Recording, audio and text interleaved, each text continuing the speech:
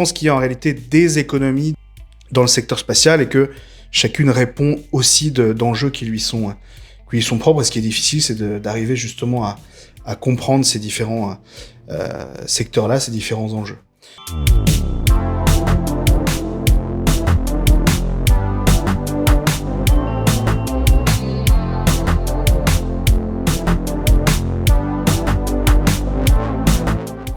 Bonjour à tous et bienvenue à ce nouvel épisode du podcast de Space Avocat. Premier épisode de l'année 2024. Alors, il est tourné un peu avant Noël, mais Mathieu, je crois qu'on peut se souhaiter déjà la bonne année. Meilleurs vœux à toi, Numa, et merci de m'avoir invité. Mais écoute, avec grand plaisir. Donc, comme je vous l'ai dit, je suis avec Mathieu Luineau, qui est donc consultant, spécialisé dans les industries du spatial et qui vient de commettre un ouvrage extrêmement intéressant, intitulé d'ailleurs L'industrie spatiale aux éditions PUF. Alors c'est un que sais-je. On discutait justement à l'instant de l'effort que c'est, notamment de synthèse, et ça va être un peu l'objet de notre propos tout le long de cet entretien. Super, mais encore une fois, merci de m'avoir invité. Écoute, c'est un grand plaisir. Je pense que c'était intéressant de commencer 2024 en ayant un peu cette vision périphérique sur ce qu'est l'industrie spatiale. Ça fait quelques années qu'il y a un peu un bouillonnement dans notre secteur, et je pense que c'est extrêmement intéressant aujourd'hui d'avoir l'occasion de faire le point avec toi, puisque ce point, j'ai envie de dire, tu l'as déjà fait au travers de cet ouvrage qui est, encore une fois, je le salue, extrêmement synthétique. Merci. Il y a une question traditionnelle dans ce podcast, tu le sais, on s'intéresse à ce qu'a fait l'invité, quel est le parcours de l'invité. Tu ne vas pas y échapper. Donc Mathieu, quel est ton parcours ?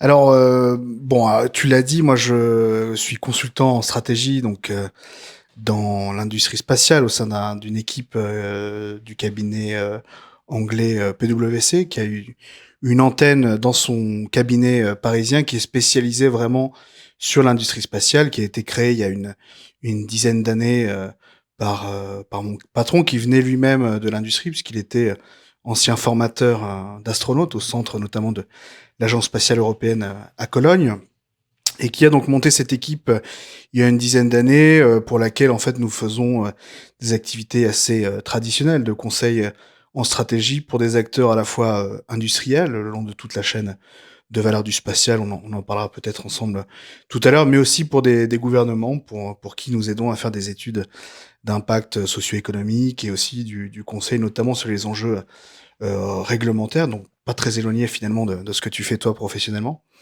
J'y suis arrivé un petit peu par hasard. Moi, je suis économiste quantitativiste de formation. J'ai aussi fait quelques études de droit en parallèle. Et puis, il se trouve que par le hasard de l'orientation professionnelle, au moment où j'étais en fait candidat à l'ENA, j'étais admissible à l'ENA et j'ai pas eu les oraux d'admission, je me suis dit, écoute, maintenant, après tous ces efforts, toutes ces années d'études, consacre-toi vraiment à un boulot passion. Et puis j'avais identifié deux secteurs, soit les biotechnologies, soit le spatial, qui étaient des intérêts, je dirais, à la fois industriels, économiques, et puis des passions quelque part depuis mon plus jeune âge.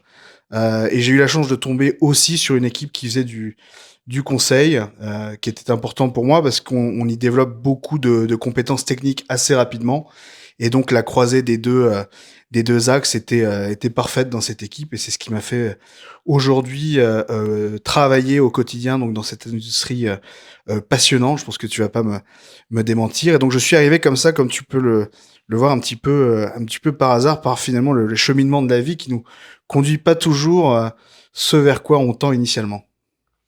C'est extrêmement intéressant ce que tu dis, parce que c'est un peu ce qui est arrivé aussi ces dernières années à l'industrie du spatial, qu'on voyait il y a quelques années, au début des années 2000, et puis après les années 2010, il y a eu tout un grand changement avec l'arrivée du New Space. Et le parallèle est assez intéressant, parce que ce qui arrive depuis finalement 5 ans, notamment en Europe, est arrivé un peu de manière brutale. On est en 2024 maintenant. Il y a eu déjà quelques années d'ébullition dans notre secteur. Toi, par ta pratique, par aussi le travail de synthèse que tu as fait pour faire cet ouvrage, comment est-ce que tu vois le secteur spatial en 2024 ? J'ai presque envie de dire aussi, c'est quoi l'espace, c'est quoi les activités spatiales en 2024 ?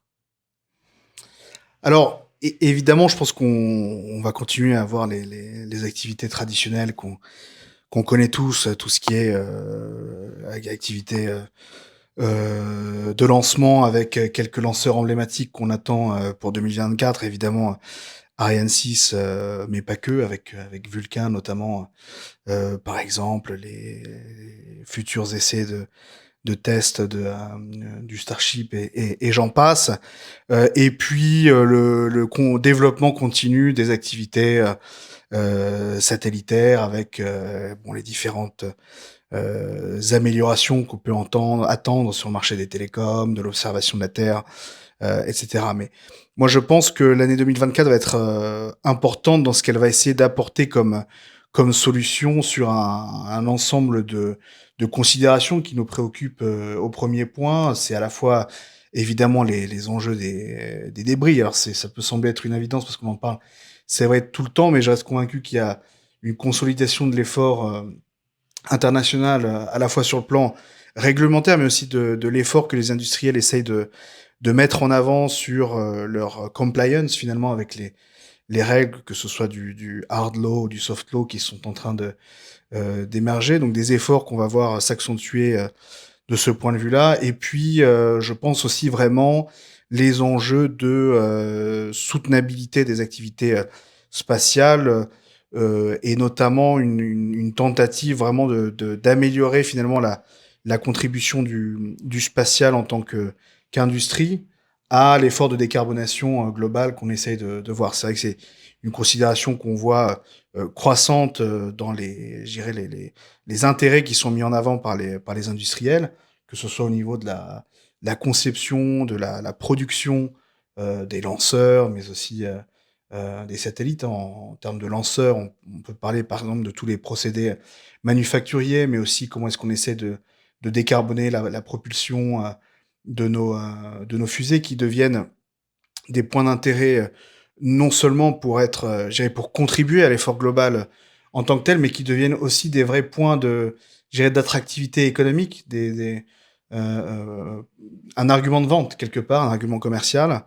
Donc ce volet-là, je dirais, sur le plan environnemental, climatique, mais aussi évidemment la contribution du spatial au changement climatique, puisque si on suit un petit peu ce qui s'est passé à la COP28, on voit aussi tous les efforts qui avaient déjà commencé il y a quelques années. Par exemple, l'année dernière, COP27, on avait déjà une grande mise en avant, en tout cas, des solutions spatiales pour le climat. On avait un stand du Space for Climate Observatory du CNES sur le stand français à la COP27. Et cette année, on a eu un redoublement des efforts, notamment mis en avant par les industriels et les fournisseurs de données. Je pense par exemple à l'accord qui a été mis en place par Planète pour fournir des données, pour fournir notamment le nouveau fonds pertes et dommages qui a été mis en place l'année dernière et cette année. Donc je pense qu'on va, et je pense d'ailleurs, je m'en réjouis, une augmentation de cette contribution du spatial à la lutte pour le climat. Ça fait partie, je pense, des enjeux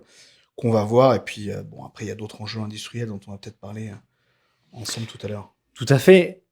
C'est intéressant parce que tu parles des enjeux de soutenabilité. Mhm. Alors, il y a aussi un autre facteur de soutenabilité qui est extrêmement important parce on parle d'industrie spatiale, mais qui dit industrie spatiale dit aussi activité économique. Alors, tu es économiste de formation et tu travailles en plus dans un cabinet qui est habitué à toutes ces structures, quelle que soit d'ailleurs leur taille, et tu vois un peu ces échanges, notamment financiers. Dans ton ouvrage, tu parles aussi justement du volet de financement. On sait que traditionnellement, le secteur spatial, c'est un secteur qui est très dépendant des fonds publics, du pouvoir public, des pouvoirs publics. Comment est-ce que tu vois, pour 2024, et puis peut-être sur un plus long terme, ces financements-là? Quelle est ton appréciation de la situation? Est-ce qu'on peut parler finalement de l'édification d'une économie spatiale où on est encore dans cette période de transition que l'on a pu appeler commercialisation, voire privatisation, dans des temps un peu plus reculés? Alors, je crois il y a deux temps à ta question. D'abord, est-ce qu'on peut parler d'une vraie économie du spatial? Et ensuite, il y a le volet financement. Je vais peut-être d'abord prendre finalement ce deuxième temps. Est-ce qu'il existe vraiment une économie spatiale? Moi, je pense qu'en réalité, il y a des économies spatiales en fonction notamment de l'endroit où on se positionne dans la chaîne de valeur du secteur. Puisque si l'on parle par exemple des lanceurs, on n'est pas du tout sur les mêmes enjeux économiques et industrielles, hein, puisque ça répond notamment d'équations économiques qui sont assez complexes sur le plan manufacturier. Donc, comment est-ce qu'on fait en sorte, quand on est sur des industries qui sont très très exigeantes en termes d'investissement en capital, ce qu'on appelle le CAPEX dans le jargon économique, comment est-ce qu'on fait pour soutenir des besoins d'investissement et donc de financement qui sont très très lourds sur des activités qui sont très très risquées. Et on voit bien que c'est ce qui explique une partie des difficultés de financement des nouveaux venus, notamment du New Space, en matière, par exemple, d'accès à l'espace. Hein, c'est une des difficultés, par exemple, qu'on rencontre en France pour certains de nos projets de petits et micro-lanceurs. Euh, alors que quand on se trouve plus sur la partie de la donnée spatiale, l'enjeu va plus être exactement le même. Il va être de se poser la question de comment est-ce qu'on arrive vraiment à scale up nos activités, à passer vraiment sur une commercialisation en volume, sur un marché où finalement la vraie valeur ajoutée de la donnée spatiale est justement dans cette capacité à aller chercher de nouveaux insights de niche, on va dire, hein, pour vraiment comprendre, par exemple, les enjeux qui vont être applicables à un secteur industriel particulier, par exemple la décarbonation ou alors la navigation automobile, l'amélioration des services dans le développement des métropoles. Donc comment est-ce qu'on arrive à passer de besoins qui sont très localisés sur des secteurs particuliers à en faire un modèle économique et financier qui devient viable parce qu'on arrive à le massifier en volume, sachant qu'à chaque fois, il faut des compétences aussi très particulières pour entraîner, par exemple, les algorithmes, etc. Donc, je pense qu'il y a en réalité des économies dans le secteur spatial et que chacune répond aussi d'enjeux qui lui sont propres. Et ce qui est difficile, c'est d'arriver justement à comprendre ces différents secteurs-là, ces différents enjeux. Sur le deuxième volet de ta question, qui est celui des financements, moi je crois c'est un des vrais défis aujourd'hui de l'industrie, et notamment en France, puisqu'on connaît, je pense qu'on connaît tous les enjeux particuliers qui se posent en Europe, mais en particulier en France, en termes d'accès au financement, notamment ce qu'on appelle le early stage, avec ces difficultés d'accès finalement au venture capital, qui est plus complexe en France, euh, et qui se traduit aussi par le fait que finalement on a en France, je pense, une approche notamment dans la contractualisation publique qui reste toujours moins efficace que ce qu'on peut faire dans des économies qui sont vraiment à la pointe de l'innovation technologique, et notamment aux États-Unis, avec une manière de contractualiser quand on apporte des fonds publics. Je pense par exemple à ce que fait le Pentagone avec le DARPA, par exemple, qui a mis en place ce qu'ils appellent les DARPA Challenge, qui permettent vraiment de contractualiser par tranche, de mettre en compétition des acteurs sans pour autant leur donner de contrat immédiatement, et de faire jouer vraiment les forces finalement de concurrence sur le marché, pour être sûr qu'on arrive ensuite à une dissémination de l'argent public qui est, pour moi, la plus efficace possible, et qui explique en grande partie le succès américain, notamment dans le New Space, et qu'on peine encore aujourd'hui à appliquer. On voit avec France 2030, on tend vers ce type de contractualisation publique, mais on n'y est pas encore, et je pense que c'est un des défis qu'on a en France et en Europe si on veut être sûr que notre argent public est bien dépensé pour, notamment dans le spatial. Je pense que ça, c'est un des enjeux clés, notamment pour les décideurs publics, sur lesquels il va falloir travailler dans les années à venir. Comme tu le dis, le secteur spatial, on a tendance à voir, d'ailleurs, le titre de ton ouvrage est intéressant pour ça, parce que tu as choisi l'industrie spatiale, et c'est vrai que quand on t'écoute, on a plutôt tendance à dire, mais il y a des industries spatiales, parce qu'il y a plusieurs économies au sein de cette même économie spatiale. Quelles sont pour toi, c'est un peu une question classique, mais c'est toujours intéressant de voir par rapport à chaque spécialiste son appréciation vraiment personnelle, quels sont pour toi ces grands silos de référence qu'il y a au sein de l'industrie spatiale? Alors, industrie spatiale reste, je pense, pertinent, même s'il y a des économies au sein de l'industrie spatiale, parce que finalement, quand même, tout est lié. un des, un des points d'accroche, je dirais, de mon livre, c'est de dire que finalement, et on l'oublie parfois, la vraie raison d'être du spatial, c'est avant tout les satellites et les services qu'ils permettent. Donc la conception, je dirais, du hardware, des plateformes satellites est je dirais, un premier bloc en tant que tel, parce que ça demande vraiment une expertise, des compétences particulières qu'on a d'ailleurs très bien en France. Évidemment, pour ça, il faut toutes les activités de lancement, à la fois de développement, enfin de conception, de développement et aussi d'accès à l'espace plus généralement. Et puis après, il y a tout évidemment le bloc de valorisation de la donnée spatiale. Qu'est-ce qu'on fait de nos satellites une fois qu'on les a conçus correctement, qu'on a pu les envoyer en orbite? Qu'est-ce qu'on fait de la donnée qu'on a réussi à collecter?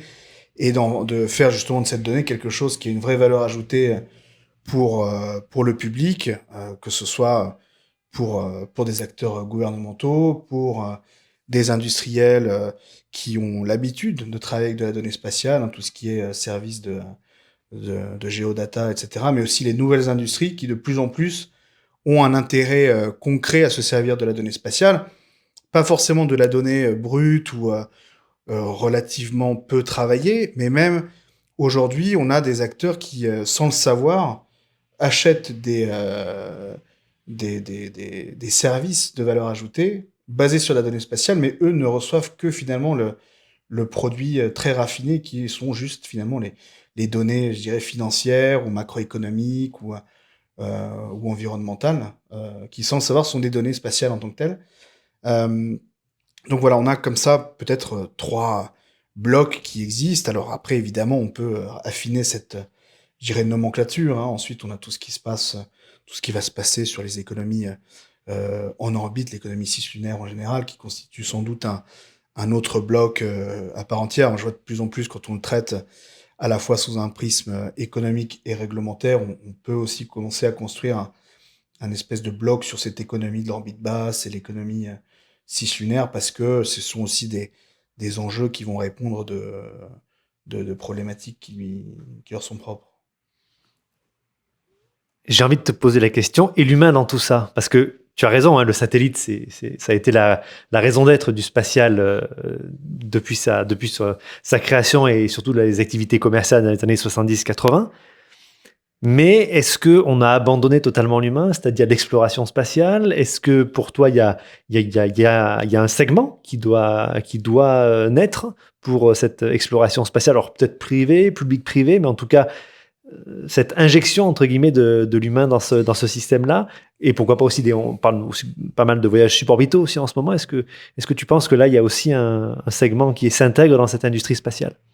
Oui, alors je pense que ça fait partie justement des nouvelles frontières, on va dire, de cette industrie-là. On le voit bon, d'abord parce qu'évidemment, dans le nouveau récit qu'on est en train de construire au niveau à la fois européen, mais aussi américain et même de la communauté internationale, si je puis dire, avec tout ce qui s'est fait avec les accords Artemis, on voit bien qu'on essaie de remettre de l'humain justement dans l'aventure spatiale. Et je pense que c'est une bonne chose d'ailleurs pour essayer d'entraîner un maximum de monde, de gens dans cette belle aventure.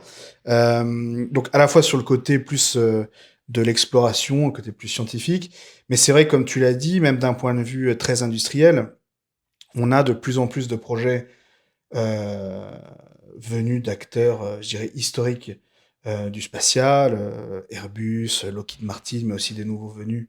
Hein, on parle par exemple des stations hein, qui ont été envisagées par exemple par Blue Origin, de construire par exemple des stations spatiales commerciales privées qui, alors selon moi, c'est mon point de vue, n'existeront pas sans un ancrage très fort dans des partenariats publics-privés, puisqu'il faut.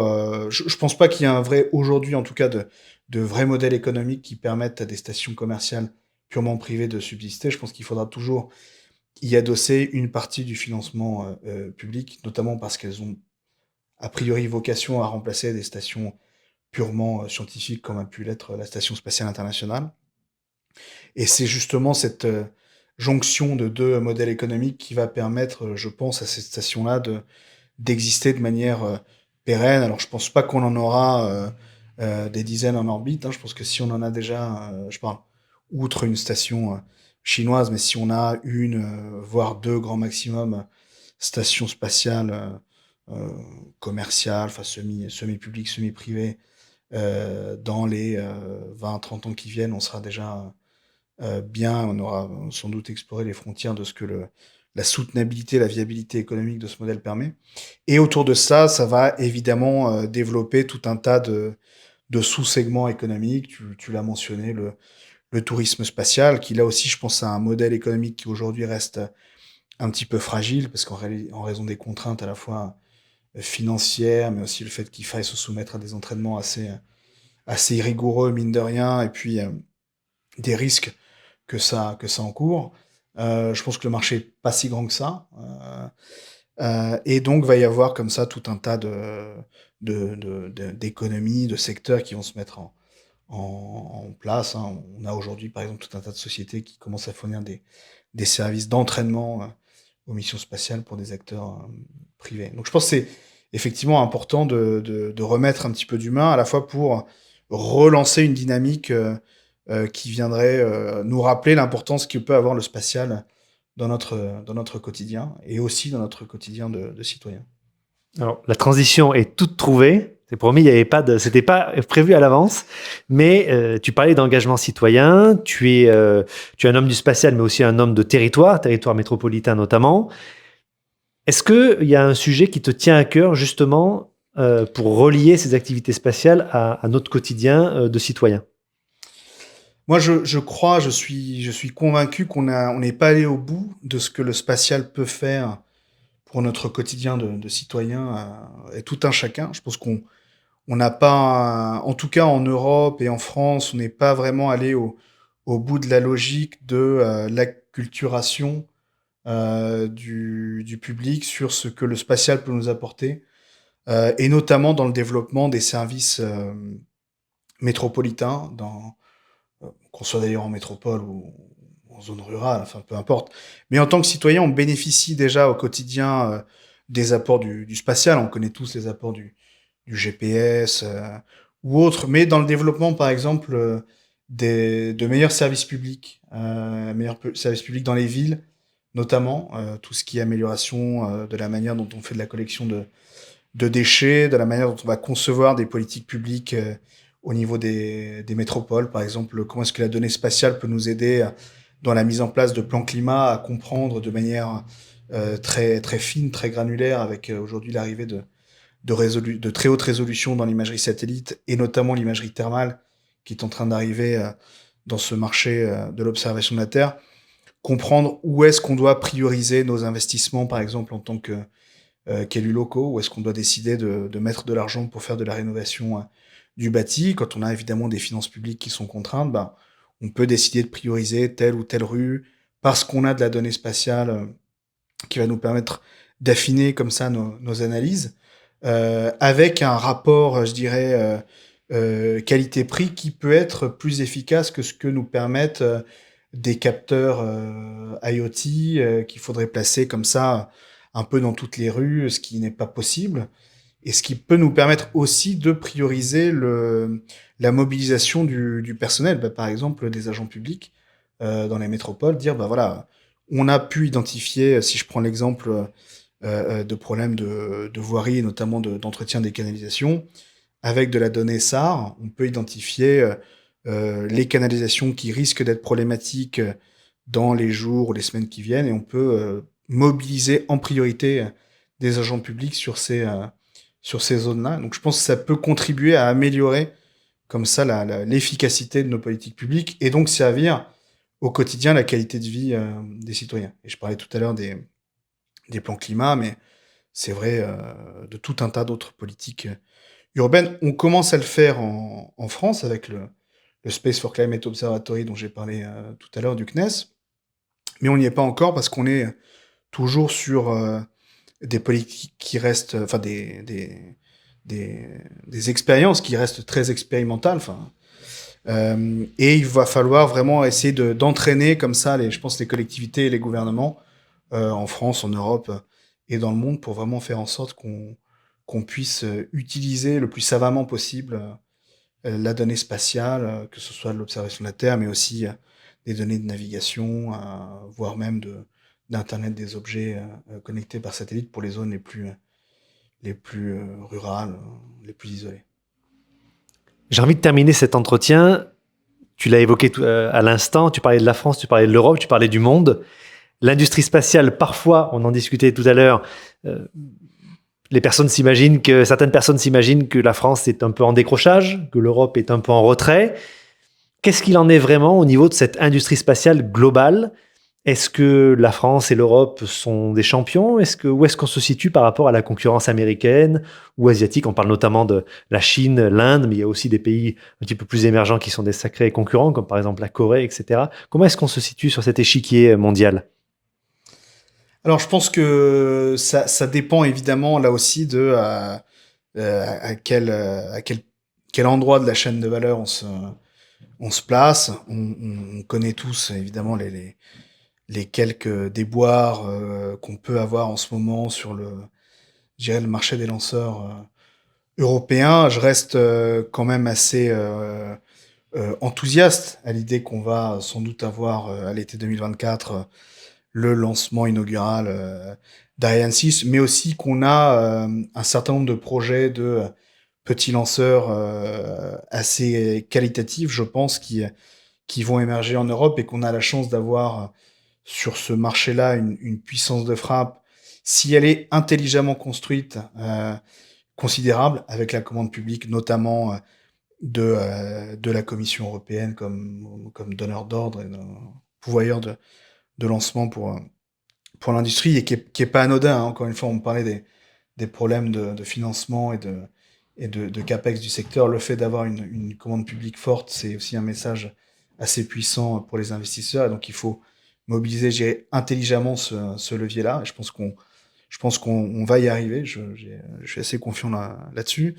Et je pense aussi, et c'est particulièrement vrai de la France, qu'on a la chance sur certains marchés particuliers, une expertise mondiale de très très haut niveau. On a beaucoup parlé d'imagerie satellite. Je pense qu'on a des acteurs comme Airbus qui aujourd'hui avec Pléiades Neo offre vraiment une expertise qui est très probablement à la frontière technologique du spatial sur ces marchés-là. C'est vrai aussi des télécoms. Donc je pense qu'on a encore la chance en Europe d'avoir ce savoir-faire, cette expertise qu'une grande partie du monde nous envie. Il suffit de regarder tous les accords de partenariat qui sont construits à la fois entre agences spatiales, mais aussi entre agences spatiales étrangères et des partenaires commerciaux européens. Moi, je travaille pas mal dans le Golfe. Il y a énormément de partenariats qui sont faits avec des acteurs européens parce que cette expertise est reconnue, à condition évidemment de réussir à outrepasser quelques divergences, je dirais, politiques entre grands acteurs européens. Et c'est évidemment ça peut-être le défi essentiel, qui est possiblement un grand défi pour 2024, parce qu'on n'en a pas forcément parlé encore, mais on a les élections européennes qui vont arriver, qui vont aussi définir en partie quelle sera la future politique de la Commission européenne, qui sera le futur commissaire européen cette année, qui sera en charge des dossiers du spatial. Je pense qu'on a eu beaucoup de chance d'avoir Thierry Breton, qui au-delà d'être un Français, avait un vrai intérêt pour les questions spatiales et technologiques en général, et un portefeuille assez puissant. C'est pas garanti qu'on ait le même avantage dans la prochaine commission, et donc j'espère que l'avenir me donnera tort et qu'on gardera cette force de frappe du spatial européen. Je retiens de cet entretien finalement 2 mots qui sont enthousiasme et confiance. Alors avec enthousiasme, ça on va lire ton ouvrage qui, encore une fois, je le salue, c'est vraiment une très bonne synthèse. Alors ceux qui sont habitués au spatial retrouveront beaucoup de choses, mais c'est toujours bien d'avoir un peu cette vision périphérique des choses, même dans un secteur que l'on connaît bien. Je tiens d'abord à te remercier d'avoir participé à ce podcast et d'avoir voulu parler de ton livre. Merci encore d'avoir répondu présent à cet appel. Merci à toi surtout de ton invitation.